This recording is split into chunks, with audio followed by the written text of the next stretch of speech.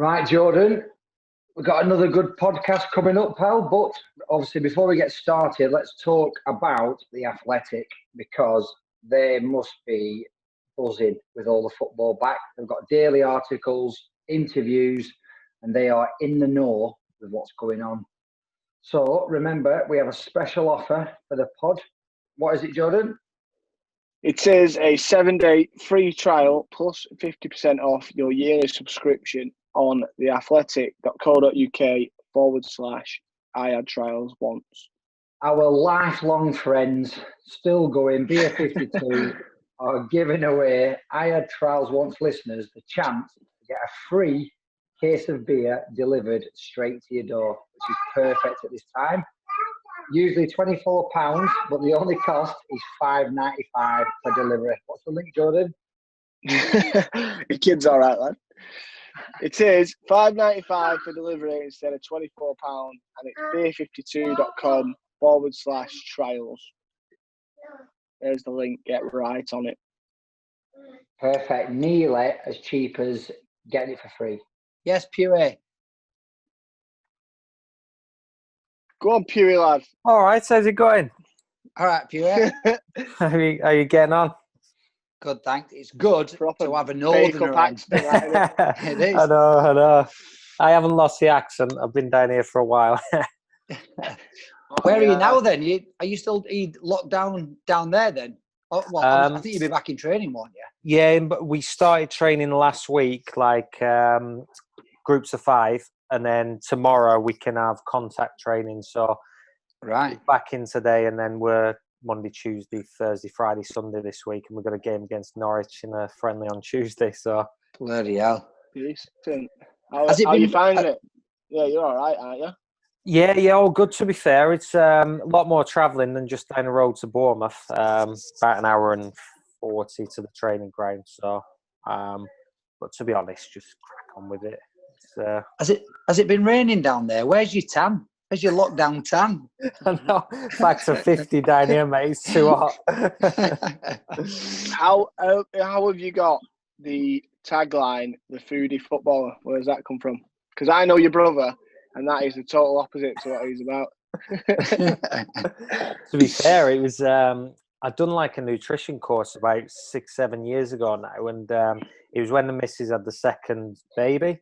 It was like my way of helping out around the house because she was full on with no family down here. So I started cooking and just absolutely got a passion for it, loved it. So no, I just cracked on with that. But yeah, Lee's getting a bit better with his cooking, I must say. What's your signature dish then? Oh, I get asked this one. To be fair, they're all salads. Yeah. To be fair, we're having steak actually. I'd say like a teriyaki salmon, like crispy skin salmon, just because I've converted a couple of family members. They swore never to eat salmon again after some bad experiences. And yeah, that was some Cajun spice roasties. And Go on then. Yeah, come on. Pure. I've just had a Subway. Yeah, to be fair, it keeps you ticking along, doesn't it? So what are you guys up to? Are you playing at the minute or just... Not me. I'm not playing. I retired about 2 years ago. So today, just trying to get lads to move from Bake up to Colne. big money moves. Nothing. Yeah. I'm doing nothing either, mate. Just golfing. That's it. I'm furloughed. I don't think they can furlough you though on your wages, can they? Well, I'm not sure. But to be fair, it's a weird one because obviously, like the clubs in the Championship at the minute, other than the Premier League clubs, they're going to struggle for years now. It's going to be difficult. It's going to be completely different for the next 5 years, I reckon. Yeah, because obviously, like you guys have just been told that you're going to start back on. Is it the 20th of June? 20th of June, yeah. So that's like 2.5-3 weeks. But at least now you've got something to aim for, because before that, it was just nobody knew what was happening, did it? No, that's the thing. I mean, as players, we're buzzing. Like the staff are tearing their hair out due to obviously not a long pre-season, we've had a long time off and they're worried about injuries, that kind of thing. But you'd sooner get the games back up and running. But obviously when it's safe to do so, because there's so many ifs and buts going round at the minute. Like we've supposedly have a friendly next Tuesday against Norwich when it's it's quite soon. Quite soon. Yeah, do you think? Go on. I was saying I just can't understand the logistics of it. Like I've been watching the games in Germany, and you've got the lineup. None of them can shake hands when you're going past each other. The referees and the linesmen are doing like a foot clap with each other because they can't touch it. Like they're like touching feet and say. But then the game starts. It's a normal game. They're grappling. You're grabbing hold of each other at corners. It's just bizarre, isn't it? Like the subs are spaced from each other, but like I say, man marking from corners, it's an all different ballgame. But as long as them players have been tested, which we are doing, then it should just be, it should be fine to crack on. But it's just for the public perception, isn't it? I think so. And like I say, if you're being tested, you're obviously going to get some people who test negative, and then a few days later they may start having symptoms. But the percentage of that is it's got to be absolutely minute. So, like you say, as long as you're getting testing is it 5 or 6 days? Is it you get tested? We get tested every Monday and Thursday. So it's important because I think it's peace of mind as well, and you worry taking it home to your families, that kind of thing, especially people with kids. So it's important that we get tested. The test is supposed to be horrendous.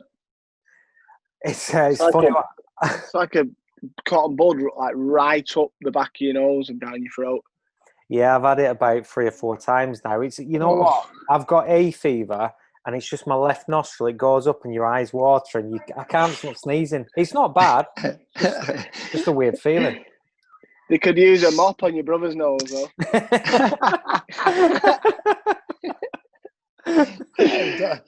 I hope he don't hear you because he will 2-foot you. He 2-foots anything. He's got a naughty tackling him. I hope you're not recording this for the podcast, are you? I tell you what. We once played in the FA Cup for Ramit, and I don't know. I want you to tell me if you're the same or not, but it was the 93rd minute or something. We was 3-0 up through to the next round, and this right winger's gone running down the wing, and your brother has just come over with the best but worst tackle I've ever seen. Put the lad over the boards, got a red, but he was buzzing with it. He was happy with the tackle. He's an idiot, isn't he? Honestly, you 3-0 up, just leave it, innit? You're not that kind of a player, though. You're more of an attacking, skillful player, aren't you? Yeah, I don't mind it. I'm not bothered about a tackle, or going for one. But I'm not in for, because I'd feel horrific if I injured someone bad. I mean, back end of last season, I sort of. It was a nothing tackle, and one of the lads have gone down. I can't remember who it was now, and he just got back from a long-term injury from Birmingham, and it wasn't my tackle that done it. He landed funny, and he got a really high-grade strain in his calf, and he was out for 6 weeks. But it makes you feel bad, doesn't it? Like if you click him and he's done that. You must have felt really bad because you can't remember his name.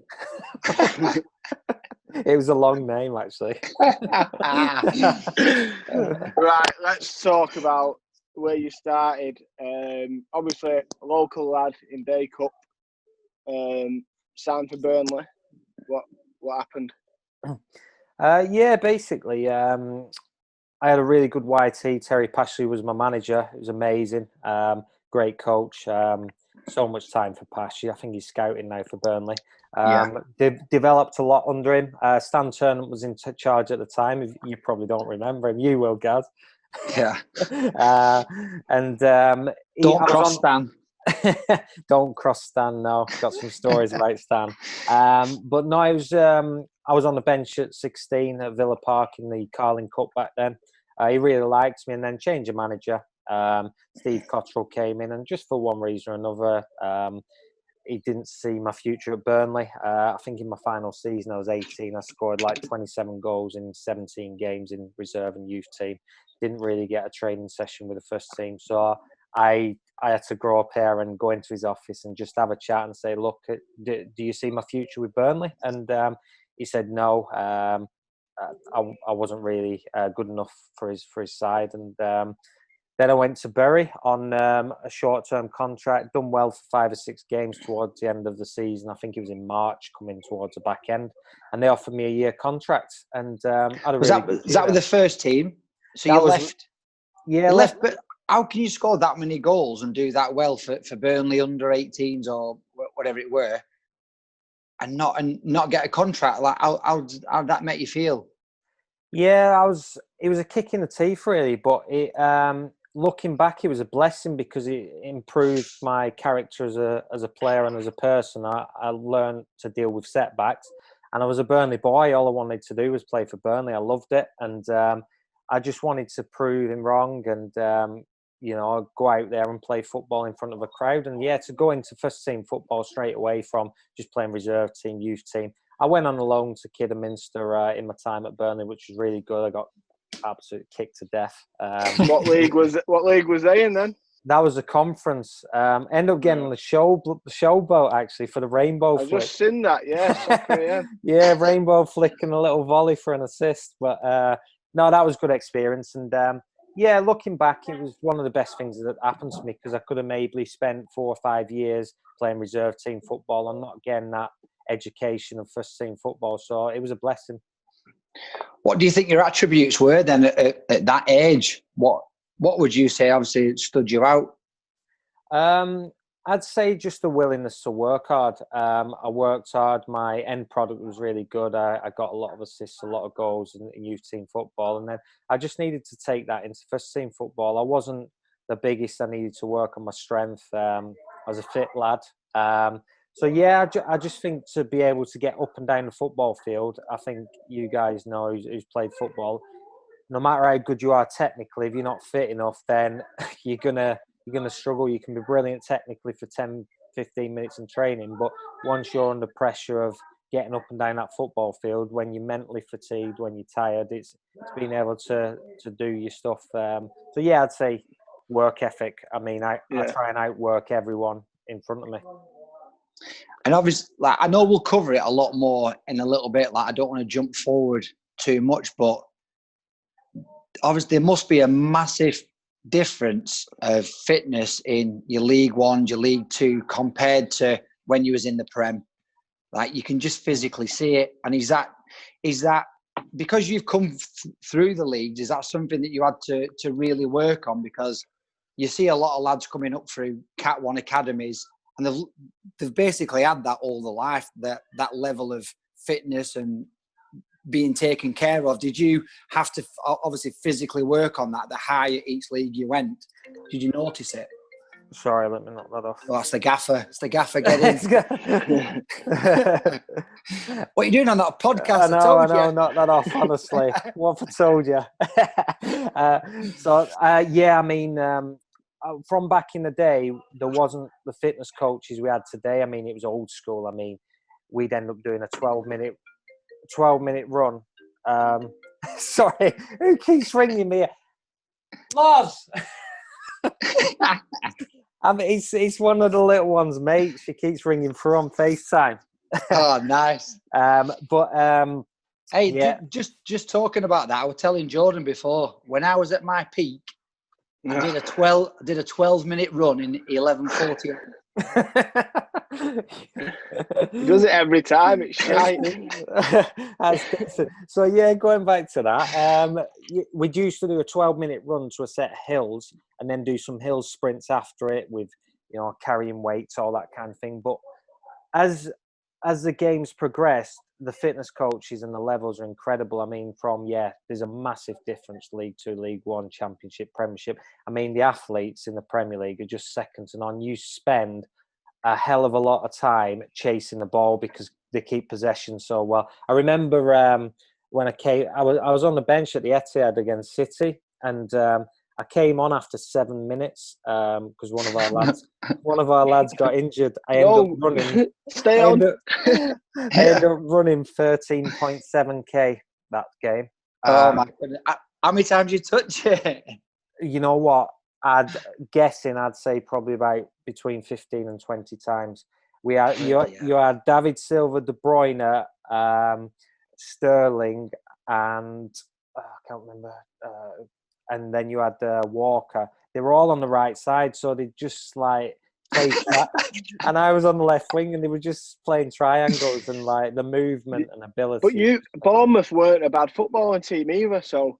We were a great footballing side, but we tried doing similar things against world-class players who were, we tried playing the same way, but they were on another level. We were good, but they were exceptional. But yeah, you need to be fit. You need to be really fit to play at the highest level. Yeah.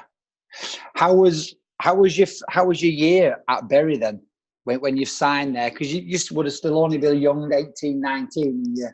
Signed a year's deal. Did you feel under pressure that you had to do well to earn another contract, or?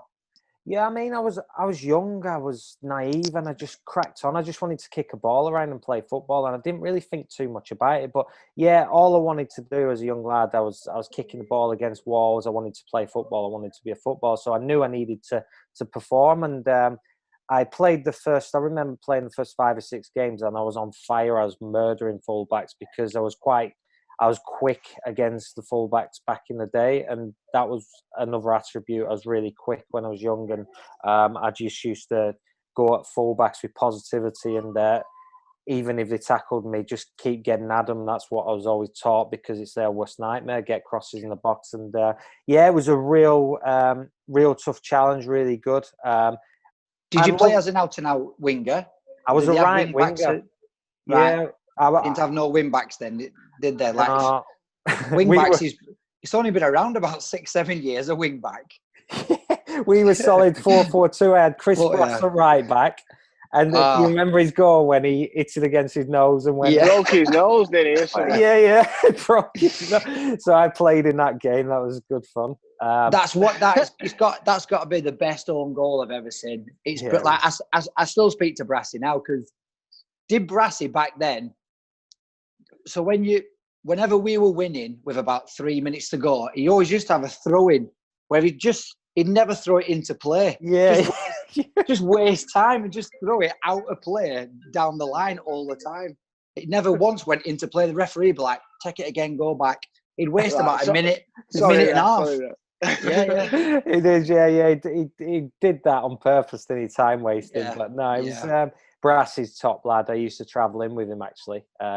When I was younger. Yeah, top guy. A lot of time for him. Do you know what he's doing now? He is at Wigan. Oh, is he? Okay. Yeah, I think he's in the scouting part of Wigan. Oh, nice. You know, when he scored that own goal, like when you walked in the change room after, like, what was it? Quiet for a minute, and everyone just burst out laughing, or what? You know what? I think we got a decent result. So it was funny after the game, but I remember now I had to just cover my mouth because I was actually laughing at what happened. We'd conceded a goal, but this was Brassy like this. Well, sorry guys, sorry lads. Sorry.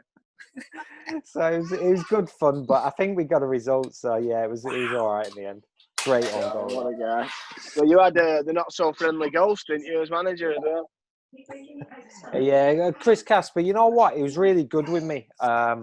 Obviously, got me off from Salford, mate. Did he? He knows a player when he sees one. He's never made a bad decision in his life. We had a little. Obviously, it was a rocky couple of months when I rejected my contract. Because at the time I knew Shrewsbury were interested in me. They was moving into a new stadium. It was a bit of a tricky time towards the end of my first year at Bury, but that's football. I mean, things happen, and you just want to try and progress your career as an individual. And I thought Shrewsbury was the right move for me at the time. And were they in a high league then at the time? No, they were in the same league, but they were investing in the squad. They were bringing, I think we signed 6 or 7 players that summer. New stadium, beautiful stadium actually. It was a new challenge moving away from home for me, and I wanted to make that because I didn't want to stay in my comfort zone. And I got a bit of flack from the Bury fans and Chris Casper, but it was. How did the talk go down then? Because would you have been represented then at that age? Did you have an agent, or did you go in by yourself and just turn the deal Just down. a young lad from Bacup telling him what's what. Yeah. I was represented at the time, and I let my agent deal with most things. He was really good in that respect, and I wanted a long-term contract. Shrewsbury were offering me 3 years, and Bury was offering me a year and a half, basically, from the January. So it was a no-brainer for me, and it was like I said, new challenge. I was really looking forward to it, and it's always a challenge moving away from home, because especially as a young boy. But I think it made me a stronger character. And how did you find it? How did it go there? Really good for 2 years, and another change of manager, and I was told I wasn't good enough again. So, really? Yeah. It's so Gary Peters was the manager at the time, real old school. I got on really well with him because I'm that type of player where I need to kick up the backside if I'm not performing. And he was that. He wore his heart on his sleeve, and I probably played 70, 80 games for Shrewsbury in that two seasons. And then Paul Simpson came in at the time, and he was good footballing coach, real good footballing coach, and he knew his stuff. Obviously, he released me. So, but no, I was on my honeymoon at the time, and I got told I was getting paid up my last year on my contract. I wasn't needed at the club for one reason or another. Wasn't good enough. And luckily, 3 days later, because it was a tricky start to the honeymoon, having no job, that kind of thing. Hereford said they'd offer me a year contract, so I had that to go back to. So you've been paid up for a full year and got a contract anyway? It wasn't as good as it seems. You never get a full pay up. It's just something. It might be 50, 60%, mine it. Yeah. So I was young at the time, and looking back now, I got taken for an absolute ride. I was just happy to get another club sorted and get a little bit of money that paid my wedding off, that kind of thing. And I got screwed a little bit. But was Hereford in the league then? Hereford was in League Two. League Two. So this was all League Two, and the League Two season I signed for Hereford. I scored 3 goals that year against Bournemouth, 2 in the home fixture and 1 in the away fixture, and that was a little bit of luck I needed for Bournemouth to take a punt on me. Because we'll obviously move on to Bournemouth now, because I suppose everybody who knows you will just basically know you from being at Bournemouth. And it was like over 300 games, just like an unbelievable career that's kind of panned out through one club. Like I don't know, but you'd have never have thought about joining Bournemouth and basically nearly 10 years on or whatever, you was playing in the Prem for the same club. Unbelievable. I mean, back in League One, on a few occasions, it's we were 19th in League One when Eddie Howe left, and he came back from Burnley. So I moved to Bournemouth for Eddie Howe. We just clicked.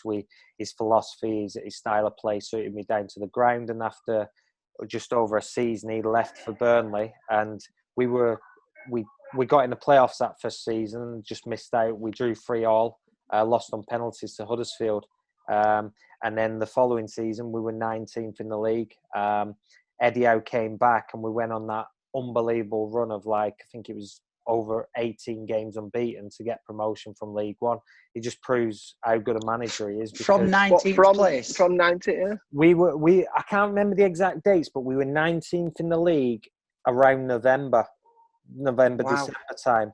And we went on this incredible run, unbeaten for, it was close to 20 games, I think. I can't remember the exact numbers. What changed some odds then? there. What changed from, because it's the same group of players. I'm presuming he didn't bring in that many players in January. No, you know what? What was the change? Was it just the fact that he'd come back and all the lads loved him and they bought into him and they wanted him to do well as a manager, so they played better? I think of Lee Bradbury, Paul Groves, Sean Brooks, who was in charge whilst he was away, they were really good. They brought in some really good players. It's just his attention to detail, Eddie Howe, his training, the standards he expects every day. And whoever you're playing on a Saturday, you'll be working on patterns of play early on in the week. You'll be working on methods, how you're going to hurt them, combination play out wide. Everyone knew what they were going to do come Saturday. We knew when we were pressing, we knew when we were getting in a block. Just that attention to detail is just on another level. And we used to blow teams away with the, what we used to do. We used to play a 4-3-3, and they didn't know how to handle us because our fullback would go really high, our centre half would be on the ball, and then our midfielder will come wide, and then me as a winger, I'd come into the pocket, and the movements, they were just killing everyone. It's like City do now in the Premier League. We were doing it in League One, and it was just, his attention to detail and the way he conducts himself on a daily basis. He's got this pleasant manner about him in the media, but when you're in training, you train, and if you let your standards drop, he'll tell you about it. Does it? Well, is he one to give out like a bollocking as well? Is there? Oh yeah, definitely. I mean, in the right way, it'd be constructive. But even if his coaching staff are dropping the standards, feeding the balls into a session, he'll let them know about it. Yeah, he'll let them know about it. Yeah, definitely. 50-year-old guy getting bollocks. Oh yeah, it'll make you do some press ups.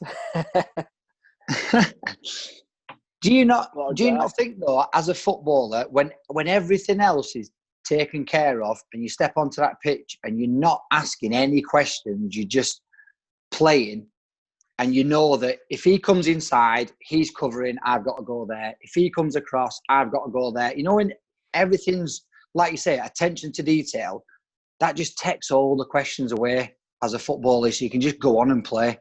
Yeah, it's having that trust in your management, and it's having that trust in your players as well. I knew I had Charlie Daniels behind me. I knew he was solid defensively, great going forward. We worked together brilliantly. And on the other side, we had Simon Francis, Matt Ritchie. In midfield, Sermon, Harry Arter, Dan Goslin, whoever it may be. We were all solid professionals, and we knew our roles. And then up top, we knew we were going to get goals. We had Callum Wilson, Jan Kermigan, Brett Pittman, who was banging them in back then. And we just believed in each other. I think you can have all the attributes, you can be quick, you can be strong, but if you don't believe in yourself and show confidence, then you're not going to go to that next level, because every human being's made equal. It's the world-class players and your David Silvas, your De Bruyne's, that kind of thing in the Premier League. That's why they can do it week in, week out, because they believe in what they're doing. Yeah, 100%. What was Richie like? Did you know he was going to move on, obviously, before you got to the Prem? He's always had a wonderful left foot. He's never had the out-and-out pace, but his delivery, his willingness to work hard, again, work ethic is really important. If you've got that base of working hard every day, along with his left foot and the way he conducts himself, he wants to win, like even in training. Like, there was not proper scraps, but if you're losing, then you want to, you want to have a tackle. You want to be winning everything, and that's that winning mentality you need. And Matty Ritchie had that, so yeah, you knew he was going to go on to the next level for sure.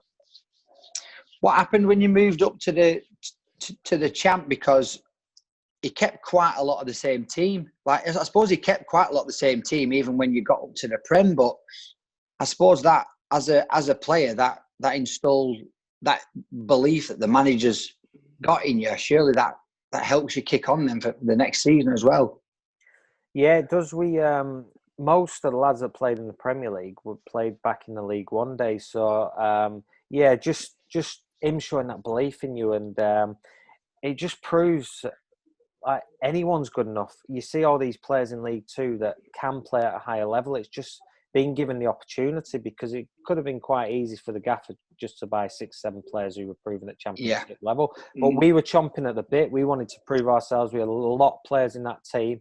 Steve Cook, Simon Francis, Charlie, myself, Harry Arter. They've been told previously that they weren't good enough. And I think they had the bit between the teeth to prove people wrong.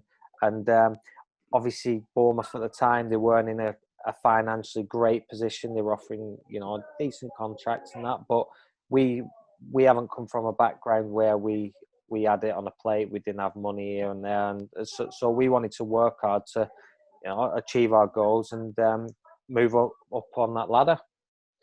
Do you think Eddie purposely look for them kind of players, like lads who'd been told that they weren't good enough somewhere else, so that that they did have that bit between the teeth and they bought into what he said. I think he likes a young lad with ability because he knows with his coaching methods he can work on them and make him the player that he believes he can be. So I think you look at most of his signings, he doesn't sign a lot of older players because he wants to develop players. You look at the likes of Ryan Fraser, David Brooks, Callum Wilson, Josh King. They're all really young, and he developed them, and now they're on the next level. And there's a lot of clubs interested in them. So it's just incredible what he's done. And I think it's really important that you get a good balance. You need experience, but you need a lot of young enthusiasm in the team. And we definitely had that. We had people who were willing to buy into his philosophy. I mean, he went to Burnley and he had a squad that was maybe a little bit more experienced. He wasn't as experienced a manager as he is now, so they were probably thinking, "Oh, can't be bothered buying into this," and that's maybe where it went a little bit wrong. He came back to Bournemouth and he's shone really. Yeah, I mean they're not doing too well this year, though, are they? What do you think is going on there? What was that? Sorry, bud. They're not doing too well this year, are they? No, it's been a difficult one because I'm not there in it. Yeah, we got. No, to be fair, it gets tougher every year. I mean, the first year or two, I think it was, we finished like 9th, and it gets harder every year. I mean, until obviously COVID-19, I think financially the clubs were just spending all sorts of money. Teams were getting better. I think the bottom clubs were giving the top clubs a lot more of a game. You saw, other than Liverpool, nothing was obvious. United were getting beat, Tottenham were getting beat, and your likes, your Burnleys, your Bournemouths, your Watfords, they were picking up results. You just couldn't call it. It was a nightmare for people who love a coupon. Coupon busters everywhere. How long did it take you to get out of the Championship? Second season, so we spent a season in the Championship, which we played some good stuff, but we just got beat with a lot of experience at the time. We didn't really know how to see games out, and we were making silly mistakes to concede goals. And then in our second season, we battered teams. We won 8-0 against Birmingham. We beat Fulham 5 or 6-1 away from home. And we were What was the difference? Did you bring like a couple of quality players in, or was it just literally that you'd had a season's experience? Yeah, we didn't make many signings. Thinking back, we didn't make too many, maybe 1 or 2, but we knew the level. I think your first season, you're always a little bit unsure, maybe, and it goes back to that belief again. We spent the season in the Championship, and we knew we belonged there because we spent that season. And then I think we kicked things off. I scored after, I think it was something like 16 seconds or something against Huddersfield away, first game of the season following year, and we beat them we beat them 4-0. And after that, I think we signed Callum Wilson that season as well, and I think he bullied their defence that day, scored 2, and I think he scored 20 plus goals, and he was on flames, and I think he was a big signing for us. And we just grew in confidence from there. Really, we battered them, and I think that gave us a confidence boost we need to crack on. What's that feeling like when you know that you're obviously coming to that point where you're going to get promoted to the Premier League?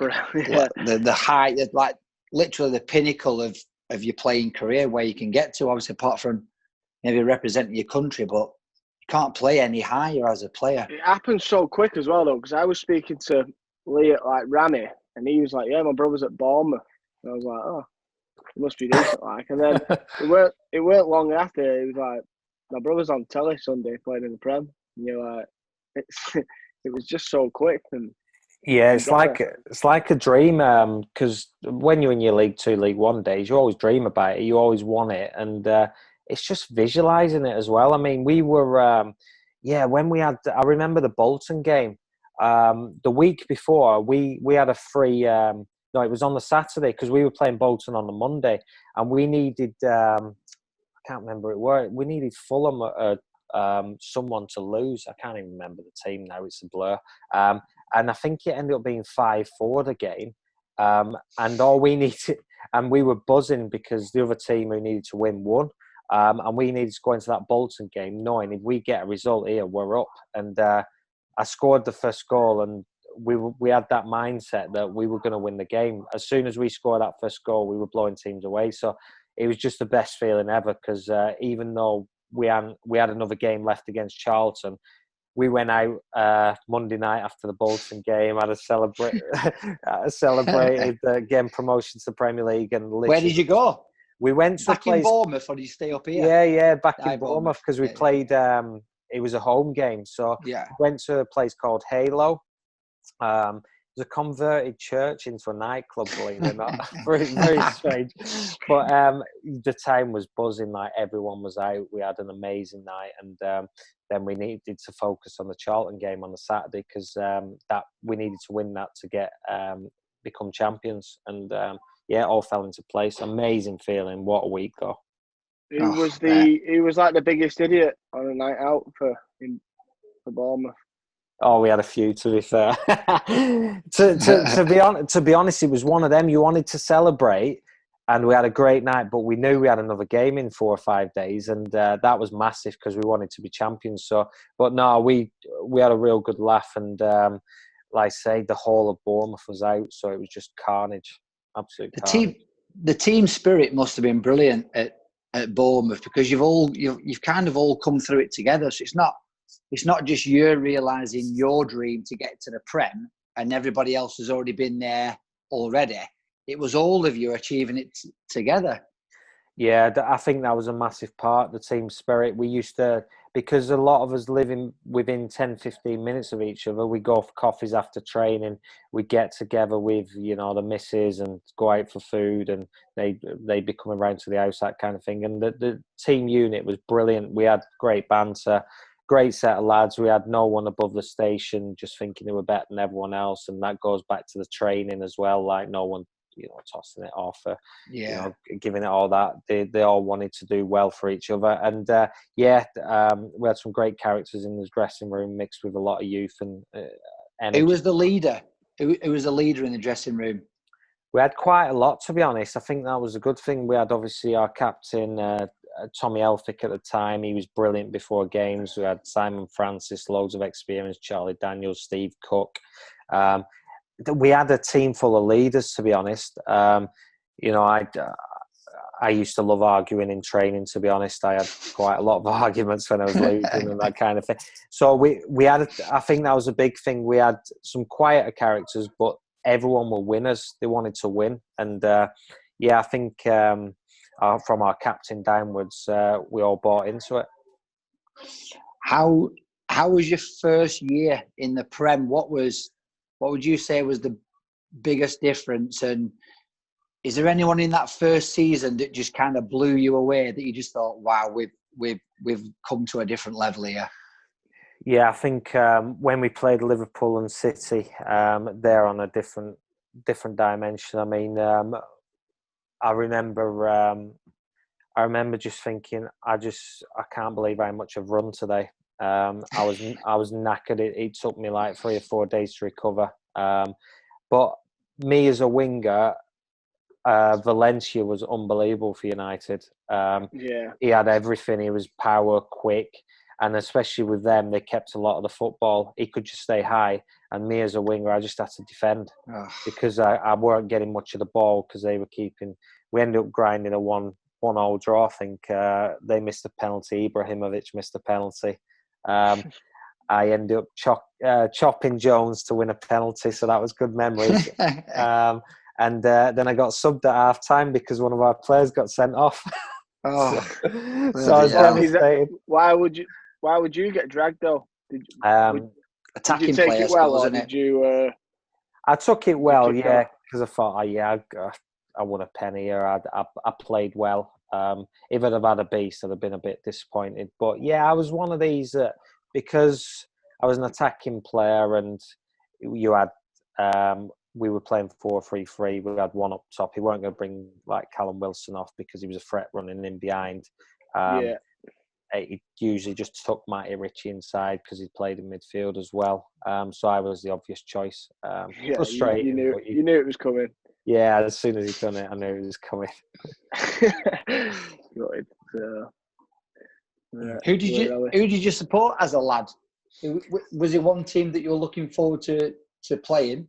Yeah, I was a Burnley fan. I always used to go watching Burnley, and I used to go and watch United as well with my dad. We used to go to the European nights because his boss used to get us tickets. I remember going back and the tunes at half time with the Bee Gees and all that. So showing my age there. But no, they were really good nights. But Burnley United were my two, because I looked up to Giggs, Cantona. I just thought they were unbelievable. Like, I wanted to achieve, if I could have achieved half of what they have, then that they were people I looked up to.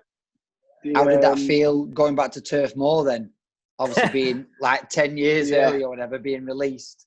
That's what I was going to say. Any of the managers that said that you weren't good enough or weren't in their plans, when you made it to the Prem, did any even say, fair enough? Well done? Yeah, you know what?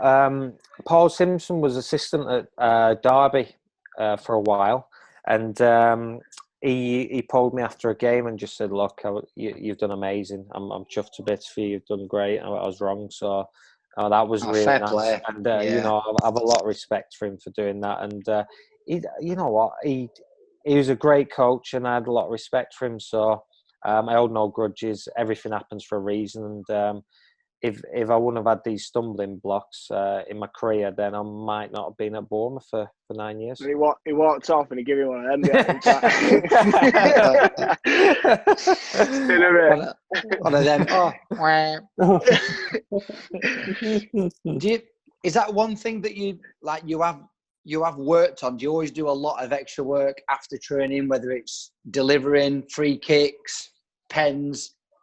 I think you've got to. Obviously, when you're not really fatigued, because you have really tough sessions these days, especially early on in the week. I think your Thursday and Friday sessions, then you can work on your technique, your free kick, your shooting, that kind of thing, your gym work. Big on gym work because it reduces the risk of injury, obviously, and you can look good on the beach as well. So, but no, it's really important. Like your little bits and bobs. You look back at Ronaldo, Bex, Messi, the best players in the world, and they always do their extra bits. It was no coincidence Bex used to score all them free kicks. It was pure practice. So you've got. Did you have any like tours or anything where you obviously trained hard and then he had 5 on each foot? What a day! Like any tours where obviously you trained in the day and then some big sessions at night or what? Some dad joke That's decent. That's decent. So to be fair, we've had some good tours. We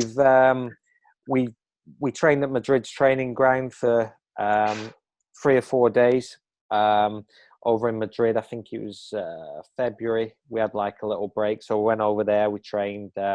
You had people like Modric watching you, and just the training front of them was incredible to see the facilities. And then did you get nervous? No, did it's just did you training not? session, it? No, when you got that ability, you can't get nervous. No, to be fair, it's amazing. It's amazing because I think Adam Smith at the time, he was at Spurs with Gareth Bale. Bale was over there, so he knew him. He was having a chat. He was buzzing off it and that, weren't he? Yeah, check me out. Yeah, so we went to in the evening. It coincided with Real Madrid Napoli in the Champions League, so we went to watch that game. Atmosphere was on another level, and Napoli were out of this world. Battered Madrid that night, but just lost. Couldn't get my head around it because they should have won 4 or 5, but Madrid beat them. And it was a real good experience to train in front of them boys and just training unbelievable facilities. Wow! Did you ever get any sniffs of moving away from Bournemouth? Was there ever a time when you were tempted? I was never tempted, but when in my first season, I think I'd scored like 11, 12 goals by Christmas time. I was on fire, and we're playing Leyton Orient. I'd scored 2 that game as well, and I slid off the pitch, and there was a raised sprinkler, and I sliced it right over my knee. and I could see my bone. It was disgusting, and I was potentially, there was quite a bit of interest. I'd never thought about moving because it was my first season in League One with Bournemouth, and I was just really enjoying my football at the time. And looking back, if that wouldn't have happened, then maybe someone would have come in for me and I might have moved too soon and not had this journey with Bournemouth. So, no, it happened for a reason. And, for the rest, I was out for about four weeks with that. I came back, and every time I kept coming back, the stitches kept splitting. So it was kind of a bitty season from there on. And, that was the only real time. Who's left the sprinkler up outside at pitch? Unbelievable, isn't it? It's ridiculous, isn't it? So, yeah. Should be staying on your feet anyway. I know. He's been watching your kid too much there. So, right. who's your biggest inspiration that you've seen in the Prem then? Who, like you've mentioned De Bruyne, like not really an opponent like Valencia, like a fullback. Who's the one who's on a pitch where you've just watched in awe? First season against Gerrard, Stevie G. Stevie Gerrard was brilliant.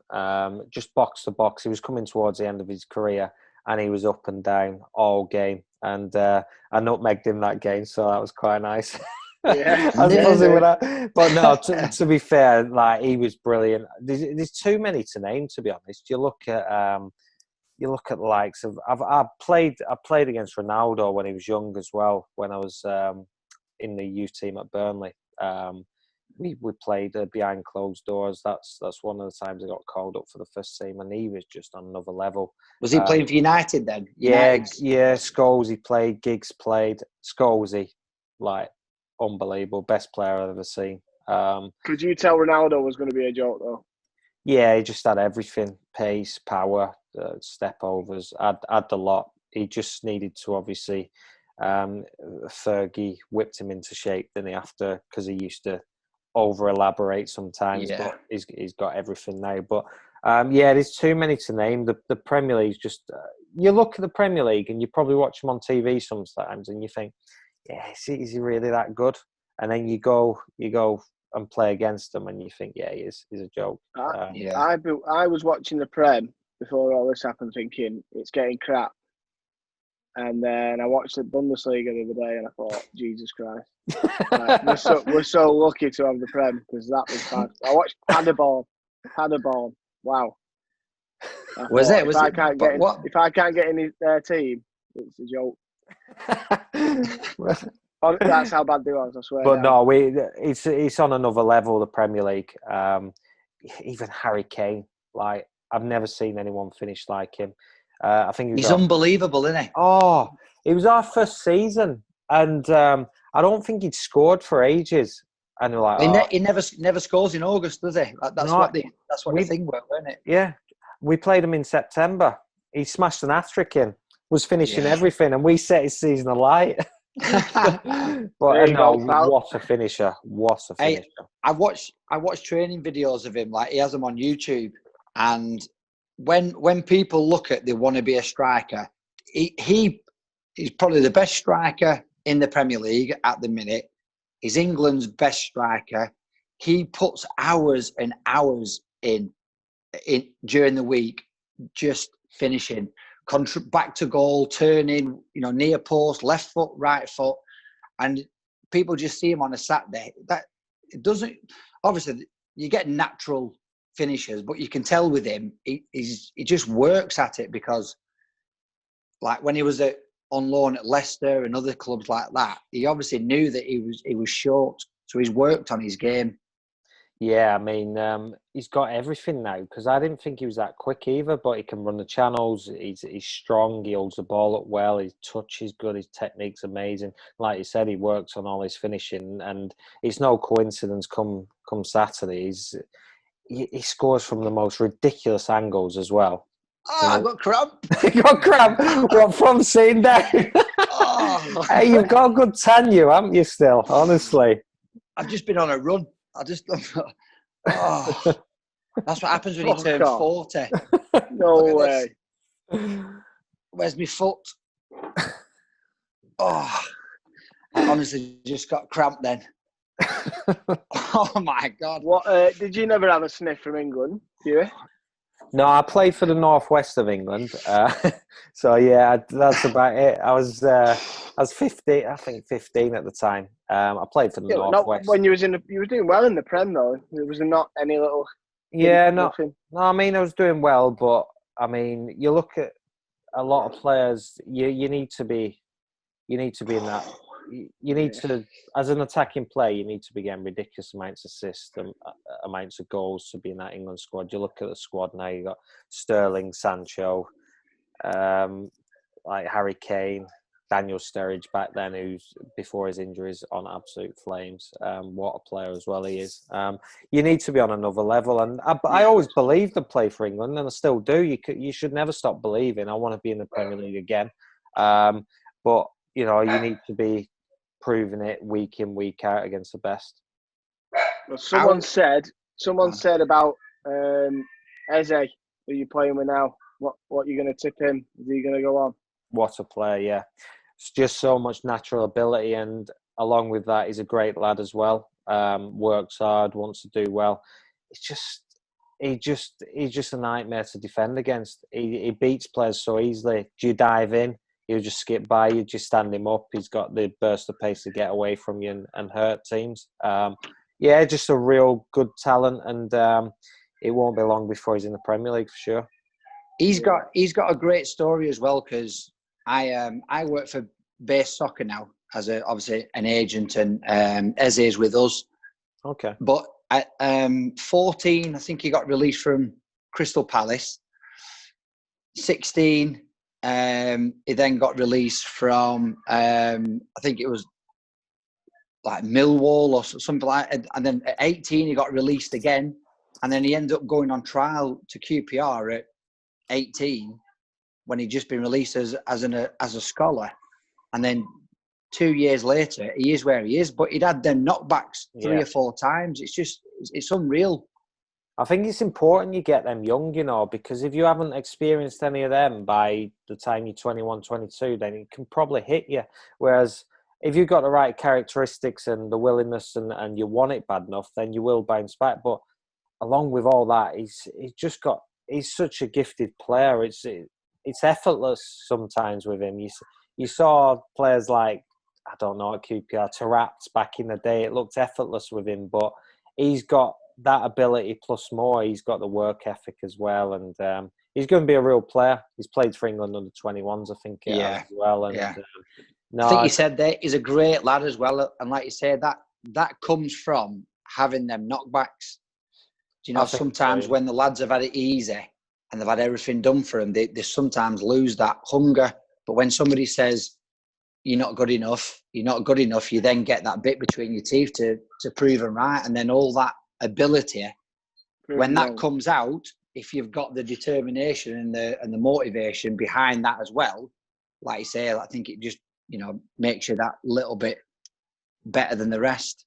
Yeah, I think you said it. I think just remaining hungry. I mean, if you're not like financially in the best position as well, you're hungry to get to the next level. Whatever your goal is financially, whether you want to test yourself against world-class players, whether you want to play in the Premier League, whether you want to play for your country, you've just got to keep setting yourself goals and being the best you can be. And he certainly does that, Eze. And once you stop growing as an individual, as a person, then what's the point? You might as well just knock it on the edge. You've got to do everything in your power to be the best version of yourself and play at the highest level. Well, someone said, when you think about finishing your career, would you like to move back up north? And then I think it's a Bury fan begging it, but would you fancy playing for Bury when they restart? You mean North West Counties? To be fair, we do miss it up north. We don't spend as much time as we'd like with our families. Who knows? There's not a lot more clubs down here for me other than Bournemouth and QPR. So we'll just take it as it comes. I'd never say never. We would like to move closer to family at some point, and in the not so distant future for sure. So who knows? We just need to I just need to see who wants to keep giving me a contract. See what Brent Peters can offer you a bake-up. Bake-up Borough. Is he Go on, still Jordan. there? Yeah. Yeah, Jordan, of course he is. Jordan, do your Brent Peters impression. No, we used to say that we used to, like me and Pugh and that on the way home, we'd ring him up and like prank call him or like prank call players and say we were This Brent is him now. Peters. This is This him. is Brent him. Peters Brent. on phone. Hiya, Macca. Mark, it's That's me, Macca, Brent that is. Peters. I'll offer you 50 quid a week. You can snog Bobby Joe behind the bar. Oh God, what a guy he is. How do you think Cooper, like you said, you fancied getting back into the Premier League? That's your aim. Do you think QPR have got a good chance of doing that? Yeah, definitely. I mean, we're 6 points off the playoffs now. Our first game back's against Barnsley, so we've obviously got to be on it. They're struggling, fighting for their lives. Yeah, I mean, you saw it with Villa last season. They were nowhere to be seen. Last 6-7 games, they went on a good run and got promoted to the Premier League. So we've got the squad and the ability to do it. We just need to believe and take each game as it comes. And everyone's in the same boat. We've had, 10, 11 weeks off now. We just need to go back fitter than everyone else. It's all right having the ability, but if your standards, your fitness drops, then you're going to get found out. I've read something about Barnsley before about the top striker. He's just going to leave him, isn't he? Someone else. Something like that, yes. Lyle Taylor, is it? Oh, that's Charlton. Come on, you. Ah! Honestly. Come on, Do you get know your what? facts right, you. Pure. Jordan, all he looks at is, right, Barnsley playing red, Charlton playing red. You want to just get mixed up with colours. Could have been anyone in red. About them league teams, anyway. No, could have been anyone in red. Still, what do you think about that? Like, they're struggling and he's just going to... Yeah. I don't think he's going to start playing again because someone's coming for him. You know what? It's 3 or 4 of them I've seen. Just because obviously they're struggling now as well. They're out of contract. There's a big risk that I think someone said that by a certain date for the short-term contracts, because obviously players are out of contract 30th of June, they have to sign a short-term contract to play in July. And a lot of players who may be potentially on the verge of a move or a big money move, they're not going to play, which I think if you're under contract with a club, it's such a difficult situation to be in. It's really difficult. It is, because if he does get injured and he's only got a month contract, are that club going to give him a contract when he's injured? Yeah, I mean, it's easy for me to sit here and say he should do this, he should do that. I can't really comment because I don't know what situation he's in, what club's interested in him. Yeah, it is a tough one. That. It's a tough one because I feel for the club, I feel for the player. It's and obviously the fans, everyone, they only hear what's in the news, what's in the papers, so you don't really get to hear the full story. Yeah. Puri, what do you fancy going on to it in the future? You've obviously got quite a few years left in your legs and stuff. What happens after football? Have you started to think about that yet? Yeah, definitely. I've obviously got the Foodie Footballer page up and running. I want to, within a year, next year and a half, want to release a fitness, nutrition and cookbook. Celebrity Master Chef. Oh, it'd be lovely, that, wouldn't it? Yeah. But no, I've got all the content together, to be fair. I just need to obviously, I need a set period where I can just crack on with that. At the moment, football's my main priority. I want to sort of give myself a good couple of weeks to get it all together, get it edited. And so that's in the pipeline. I'm just into fitness and nutrition, really, and obviously food. So I think that's going to play a massive part. I want to maybe do a PT course. So yeah, you need to get yourself on Sunday Kitchen. That'd be nice, wouldn't it? Yeah. Yeah. Cook some up. Talk about footy. They'd be buzzing for that as well, like Premier League footballer. Do you know Send them an email. Do you know what? Let me be your agent for a couple of months. I'll sort you out. I'll get you on Celebrity Master Chef, Sunday brunch. What else can I get you on? James Martin. Leave it with me. You know when you left Bournemouth? Yeah. Obviously, you've been there so long with Eddie Howe, and obviously you said you got along with him. Was it an hard Was it a hard meeting to have when he weren't going to offer you a contract? What sort of things did he say to you? Yeah, it was really tough. It was around October, November time. I hadn't played much football in my last year of my contract, and we had a chat. I said, look, if I'm not playing football, you get forgotten about really easily. And I said, come January, if I haven't played a lot of football, can I go out on loan? And he was like, yeah. So he was good as gold in that respect. And got to January, didn't play much football. He let me go on loan to Hull. And then I missed the last 2 games of the season with Hull. It was really successful. I enjoyed it. Nigel Atkins was brilliant at the time. Came back to Bournemouth, and it was really difficult to leave because I ended up going on the pitch in front of all the fans, my teammates, and they presented me with an award just for, and the gaffer did a big speech, and really tough. I got told I wasn't being given a new contract, and after 9 years, it was hard to take, but it was another opportunity to test myself. Especially one more year from your testimonial. I know. It must have gone through your head, that. I know. To be honest, I was devastated. I really was devastated. Yeah. But at the end of the day, you can't stand still. It was a challenge for me, and it took me a while to get a club. Actually, QPR. It was coming towards the end of pre-season when they got in touch with me. So I was struggling to get a club. I thought it'd be really easy being on a free and doing. Where were you training? On my own, on my Jack Jones. Was you? Yeah. See, like nobody would believe that. You're Premier League player.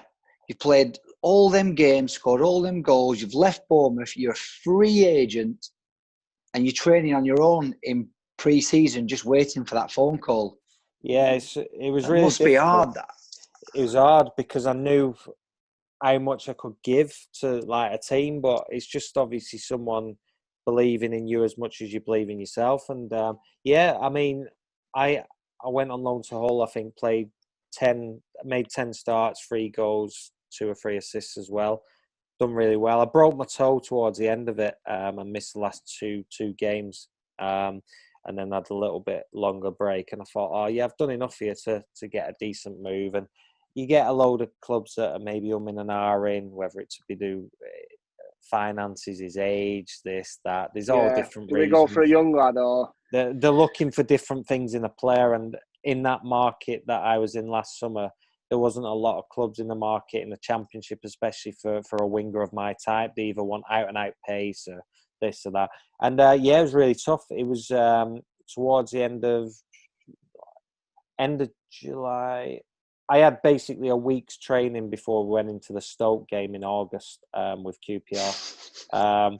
And I played half an hour. We don't got a winger, shit, Wing Q. I played half an hour in that. It was a good job. I'd done a bit of running because we were. Was you blowing after half an hour? It was hard because we were I think we were 1-0 up or 2-1 up.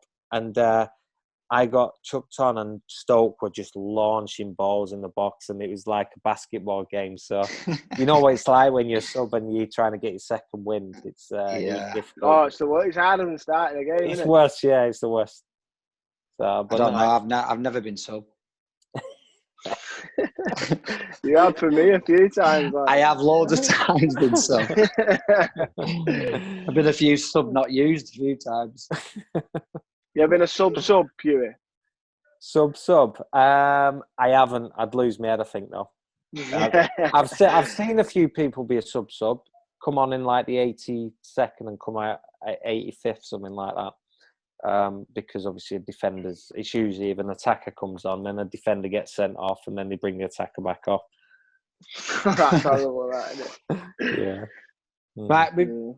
Before we go, who, obviously, except from Eze, who do you think is going to be the next rising star coming through? QPR, yeah. No, anyone who you think? Oh, put you on the spot there. Sorry. Yeah, you've put me on the spot there a little bit.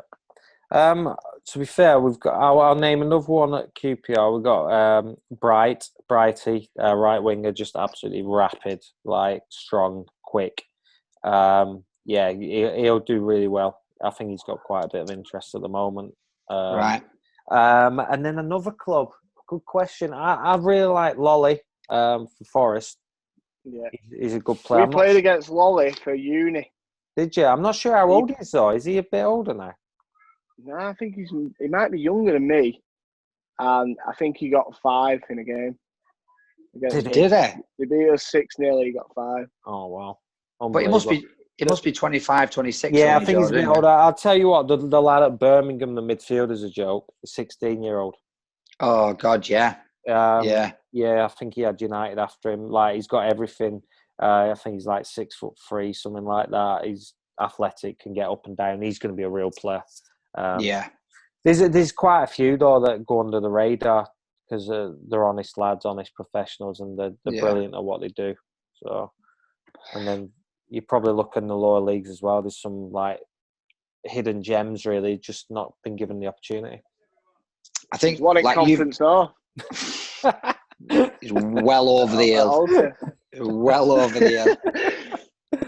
But I think your team though, Bournemouth, as if there's any young lad out there, even in League 2, League 1, you know, you guys have all proved that everyone, if they work hard enough and you've got the right mentality, anybody can play at the highest level. It's just, like you said, staying hungry and keep improving. You know, never rest on your laurel. Right, I've made it into League 1.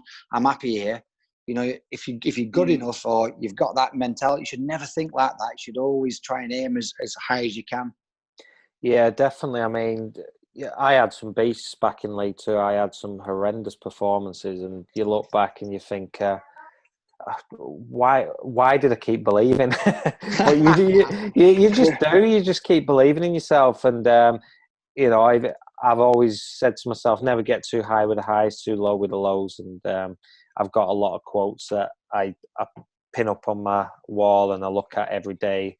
Hard work beats talent when talent doesn't work hard. That kind of thing. I think it's really important to just keep reminding yourself of what's important and just take each day as it comes and you know, work as hard as you can and just try and progress, whether it be 1%, 2%. I think if you're improving the small percentages on a daily basis, then you're going to be in good shape. Right, mate, it's been absolutely class. Before we let you go, you've obviously given us some good quotes, some good football tips there. Give us one cooking tip. My missus always saying, don't scrape that pan with that metal spoon. Yeah, don't burn your food. Oh, to be fair, like it's just cooking's an art, isn't it? And like just trying something new. Yeah, don't scrape the pan, whatever you do, because if you get a scratch on your pan, that could be detrimental to your food. I know. I've heard. I've wore a pan of food a few times. But yeah, go with the flow with the food. Go with the flow. Class. Pugh, mate, it's been an absolute pleasure talking to you, mate. Yeah, great. Really good. Cheers, really guys. Good. It's been a pleasure. And look forward to seeing you at Bacon Borough soon. Yeah, I'll see you soon. I'm sure I'll see you soon. Top man, Pugh. Top man. Cheers, guys. Yeah, mate. Ta-ra.